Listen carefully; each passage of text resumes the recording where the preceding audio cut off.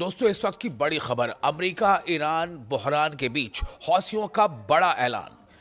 10 लाख की फौज तैयार, जल्द होगा मिलियन मार्च। हौसियों ने ऐलान किया है। हौसी फाइटर्स के ताल्लुक से बड़ी खबर आ रही है।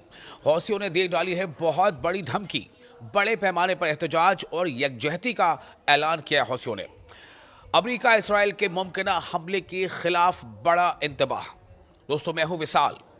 हौसियों की जानिब से अमेरिका और इसराइल के खिलाफ जंग के लिए 10 लाख अफराद की तैयारी हौसी कर रहे हैं। जी हां, यमन के हौसी रहनुमा अब्दुल मलिक अल हौसी ने फिलिस्तीन, ईरान और लेबनान की हिमायत में 10 लाख अफराद पर मुश्तमिल मुजाहरे की अपील की है, जिससे जंगी बयानिए में मजीद शिद्दत आ गई है। यानी एक तरफ ईरान और अमेरिका के बीच डायलॉग पर डायलॉग जारी है, वहीं दूसरी तरफ हौसियों ने बड़ा ऐलान कर दिया है। यानी अमेरिका कहीं ना कहीं अब चौतरफा दबाव में है। ये बयान ऐसे वक्त सामने आया है जब ओमान में अमेरिका और ईरान के दरमियान मुज़ाकरात किसी बाज़ाब्ता ऐलान के बगैर अभी वो ख़त्म हुए हैं। उसे ख़त्म नहीं कहा जा सकता, बल्कि वो अगले डायलॉग की कड़ी कहा जा सकता है। लेकिन इस बीच ये दबाव जो हौसियों ने बनाया है, ये बहुत कारगर हो सकता है। हौसियों ने मुबैना अमरीकी सेहोनी साजिशों की मजम्मत करते हुए इसराइल और इसके इत्तेहादियों के साथ आइंदा किसी भी महाजराई के लिए मुकम्मल तैयारी का ऐलान कर दिया है। और ऐसा नहीं है कि हौसी सिर्फ कहते हैं, ये करते भी हैं। मैं आपको थोड़ी देर में बताऊंगा कि कैसे इन्होंने माजी में अपने हमलों से कई देशों के कार्गो शिप्स को समंदर के गहरे खाई में डुबो दिया था। ये अपील हौसी लीडर ने ऐसे वक्त में की है जब बहरे अहमर में जहाज रानी पर दोबारा हमलों की धमकियों के बाद सामने आई है।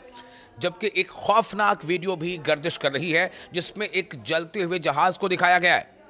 ये फिर से वायरल इसलिए हो रहा है, आपको भी मैं चाहूँगा कि उसको आप देखें कि किस तरह से हौसियों ने न सिर्फ कहा, कहते हैं ना कि उनकी कहनी और कथनी और करनी में अंतर नहीं है, वो जो कहते हैं वो करके दिखाते हैं।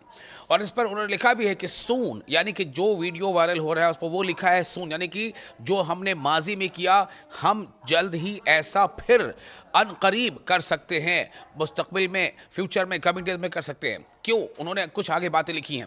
उधर इसराइल भी मुमकिन नए हमलों की तैयारी कर रहा है और इन्हीं सब के बीच ये काफ़ी अहम हो जाता है, क्योंकि जब जब इसराइल थोड़ी अपने तौर पर वो इस तरह की बातें करता है या वहाँ से इसराइल के रहनुमाओं की तरफ से ये बयान इस तरह के आते हैं, हौसी भी जो है सीना सपर हो जाते हैं। और इसराइली फ़ौज यानी IDF जो है, उसके सरबराह ने यमन में अहदाफ से मुतालिक मंसूबों को अपडेट करने के अहकाम भी दे दिए।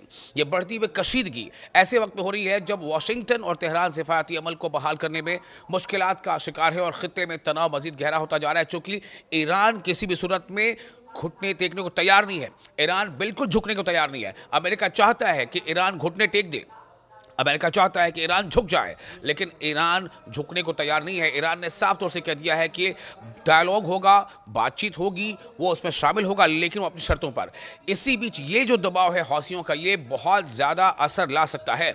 मैंने आपको बताया कि 10 लाख हौसी फाइटर्स जो है वो उसके मिलियन मार्च करने की तैयारी कर रहे हैं। और इसका ऐलान खुद जो हौसियों के रहनुमा हैं अब्दुल मलिक अल हौसी ने, यानी यमन के हौसी रहनुमा अब्दुल मलिक अल हौसी ने किया है। और एक सख्त और इश्तिआल अंगेज़ खिताब में फ़लस्तीन, ईरान और लेबनान की हिमायत में 10 लाख अफराद पर मुश्तमिल अवामी इज्तिमा की कॉल दी है, जिसे खित्ते में बढ़ती हुई कशीदगी के तनाजुर में एक ताकत का मुजाहरा करार दिया जा रहा है। इस ऐलान ने अमेरिका और इसराइल के साथ मुमकिन बराह रास्त तसादुम के खदशात को मज़ीद बढ़ा दिया है।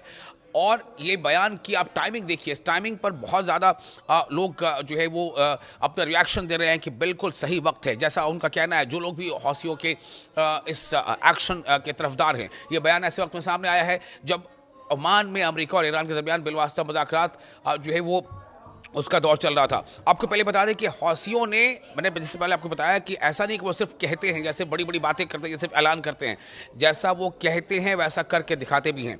आपको बताता हूँ, एक पूरी इसकी तफसील है मेरे पास कि हौसियों ने माजी में भी जब ऐसा इंतबाह, ऐसी चेतावनी दी थी तो कैसे उस पर अमल किया था। और इतना अमल किया था, इतना नुकसान पहुँचाया था कि अमेरिका को भी, जी हाँ, अमेरिका जैसे सुपर पावर समझी जाने वाली ताकत को भी मजबूर होकर हौसियों के साथ मुज़ाकरात करने पड़े थे और सीज फायर करना पड़ा था हौसियों के साथ डायलॉग करके। आपको बताते हैं, याद रखिए, MV एटर्निटी सी ये एक कार्गो शिप था जो एक लाइबेरियन फ्लैग ये शिप था जिससे हौसियों ने अपने उस ऐलान के बाद कि हम बहर अहमर से गुजरने वाले ऐसे तमाम शिप्स को निशाना बनाएंगे जिस पर इसराइल के लिए वो इसराइल बाउंड वो होगा, यानी जो भी शिप इसराइल को जा रहा होगा, चाहे वो इसराइल का हो या ना हो, इसराइल को की तरफ जाने वाले शिप को निशाना बनाएंगे। तो MV इटर्निटी सी को हौसियों ने समंदर में डुबो दिया था और ये वाक़या था जुलाई 2025 का। जुलाई 2025 में हौसियों ने ये करके दिखाया था। उसके बाद आप देखिए दूसरा cargo ship MV magic seas, MV magic seas, ये भी एक लाइबेरियन फ्लैग था जो इसराइल की तरफ जा रहा था और इसे हौसियों ने हमला किया था, ये भी जुलाई 2025 में ही, और उसे समंदर की आगोश में डुबो दिया था। तीसरा जो बड़ा हमला था हौसियों का किसी कार्गो शिप पर वो है मिनर्वा ग्रैट, ये डच फ्लैग था, इसमें डच झंडा लगा हुआ था, ये डच फ्लैग जिसमें जनरल कार्गो शिप थी, इसे हौसियों ने हिट किया था अपने मिसाइल से और म्यूनिशन से, और ये हुआ था सितंबर 2025 में। सितंबर 2025 में हौसियों ने करके दिखाया था जिसपे बड़ी आग लग गई थी और जितने क्रू मेंबर्स थे वो जख्मी हो गए थे।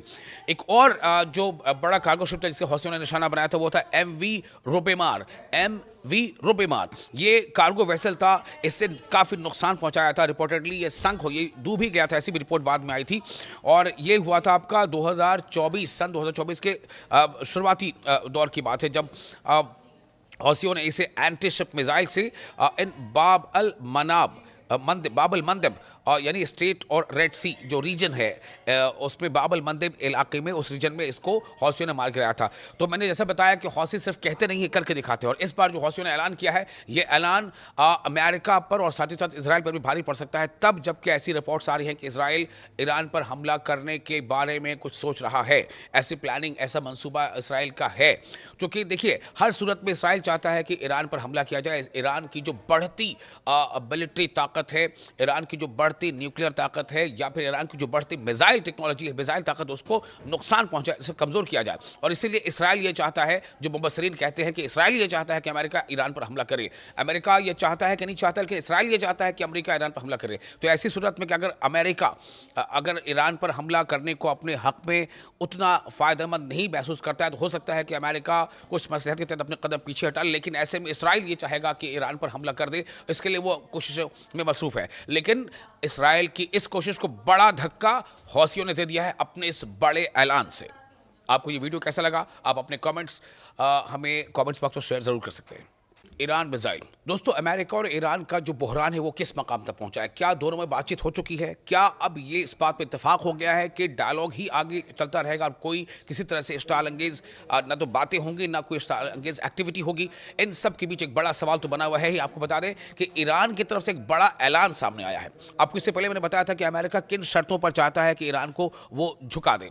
अमेरिका चाहता है कि ईरान पूरी तरह से अपना न्यूक्लियर जो अफजूदगी का अमल को रोक दे। अमेरिका चाहता है कि मिसाइल का जो उसका मंसूबा है, जो उसकी टेक्नोलॉजी, जो उसकी डेवलपमेंटल वर्क्स है, उसको वो लिमिट कर दे। ईरान ने कहा कि वो ऐसा कुछ भी नहीं करेगा। बातचीत जरूर हो रही है, बातचीत चीन में भी हुई, बातचीत मस्कत में भी हो रही है, लेकिन ईरान के वज़ीर ख़ारजा अब्बास अराक़ची ने कहा है कि ईरान की मिसाइल सनत कभी भी मुज़ाकरात के दायरे कार में नहीं आएगी, क्योंकि ये एक खालिसतन दिफाई मामला है, डिफेंस से जुड़ा है, जो किसी भी एक मुल्क का अपना वो अधिकार है कि वो अपने सुरक्षा तंत्र को मजबूत करे और अपने जो दिफाई इंतजाम है उसको मजबूत करे, और किसी भी किस्म की बातचीत इससे बाहर है। दोस्तों मैं हूँ विशाल, आपको इस वक्त की बड़ी खबर दे रहा हूं। बड़ी खबर यही है कि ईरान ने अमेरिका को क्लियर कट ये बता दिया है कि ईरान की मिसाइल सनत कभी भी डायलॉग के दायरे कार में नहीं आएगी, यानी मिसाइल टेक्नोलॉजी और इसकी डेवलपमेंट पर किसी तरह की रोक पर कोई बातचीत नहीं होगी, क्योंकि ये सीधे सीधे मुल्क की सालमियत और उसके दिफा से जुड़ा मामला है। हफ्ते के रोज़ यानी शनिचर के रोज़ दोहा में अल जज़ीरा फोरम के 17वें एडिशन के मौके पर अल जज़ीरा को और ऐसे बहुत सारे दूसरे जो मीडिया जो एस्टैब्लिशमेंट्स हैं उनको चूँकि बाज़ाब्ता बताया गया, ये कोई ढकी छुपी बात नहीं है। ईरान इसको बाज़ाब्ता ऐलान कर रहा है, ऐलानिया तौर पर वो दुनिया के सामने कह रहा है कि ईरान का ये हक़ है कि वो अपने नेशन, अपने मुल्क के दिफा के इंतज़ामात करे। तो उसको एक इंटरव्यू के दौरान अराक़ची ने, जो वज़ीर है, उन्होंने कहा है कि ईरान और अमेरिका के दरमियान होने वाले बिलवास्ता मुज़ाकरात का उन्होंने हवाला दिया जो एक दिन कबल मस्कत में मुनक़िद हुए थे। उन्होंने कहा कि वाशिंगटन के साथ मुज़ाकरात का आगाज़ अच्छा रहा, लेकिन उन्होंने कहा कि एतमाद साजी के लिए अभी तवील रास्ता तय करना बाकी है। दोनों तरफ से कॉन्फिडेंस बिल्डिंग हो, दोनों फरीक को एक दूसरे पर एतमाद हो, इसके लिए अभी कई मरहले तय करना है। साथ ही ईरानी वजीर खारजा ने वाजे किया कि अमेरिका के साथ होने वाली बातचीत बिलवास्ता थी और सिर्फ जौहरी मसले तक महदूद रही। मतलब सिर्फ और सिर्फ न्यूक्लियर अफजूदगी के अमल तक महदूद रही है। यानी कोई डायलॉग ईरान न तो करेगा, न किया है ईरान ने, किस पर? मिसाइल को लेकर के। जबकि अमेरिका ये दबाव बना रहा है। हालांकि अमेरिका पहले ये दबाव नहीं बना रहा था। अमेरिका लगातार ईरान पर पहले यही दबाव बना रहा था कि आप अपने न्यूक्लियर अफजूदगी के अमल को रोक दो। लेकिन अब अमेरिका में एक एडिशन हो गया है। मुबस्सिरीन ये मानते हैं कि ये इसराइल के कहने पर अमेरिका ने इसे ऐड किया है कि वो अपने मिसाइल डेवलपमेंटल प्रोग्राम को भी रोके, क्योंकि इसराइल को इससे बहुत ज़्यादा खतरा है।